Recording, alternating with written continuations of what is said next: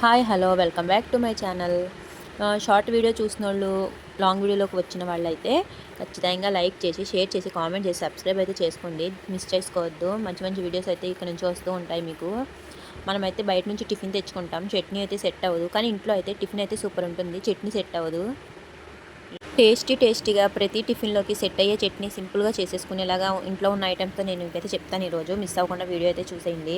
మనకు కావాల్సినవి వేరుశెనగగుళ్ళు, పచ్చిమిరకాయలు, టమాటాలు, అలాగే కొంచెం కరివేపాకు, కొంచెం కొత్తిమీర, ఇవన్నీ బాగా ఫ్రై చేసేసుకోండి. ఒకసారి ఫ్రై చేసుకోండి. అలాగే అవన్నీ ఫ్రై అయ్యాక చల్లారాక మిక్సీ గిన్నెలోకి తీసుకోండి. హాఫ్ తీసుకోండి, మొత్తం అన్నీ ఒకేసారి తీసుకోవద్దు, మళ్ళీ మెత్తగా అయితే గ్రైండ్ అవ్వదు. హాఫ్ తీసుకొని అందులో కొంచెం జీరా, కొంచెం వెల్లుల్లి రెబ్బలు వేసి బాగా మెత్తగా రుబ్బేసుకోండి. అందులోనే ఒక అల్లం ముక్క కూడా వేయండి పచ్చిది.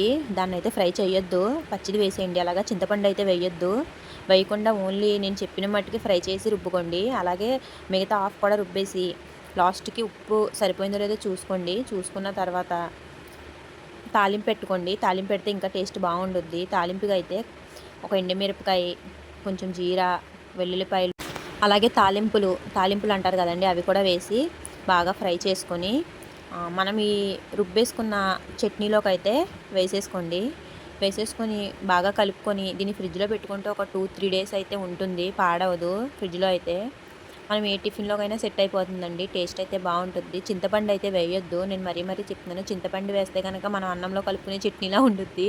Please like, share, comment, subscribe my channel friends. Please support చేయండి.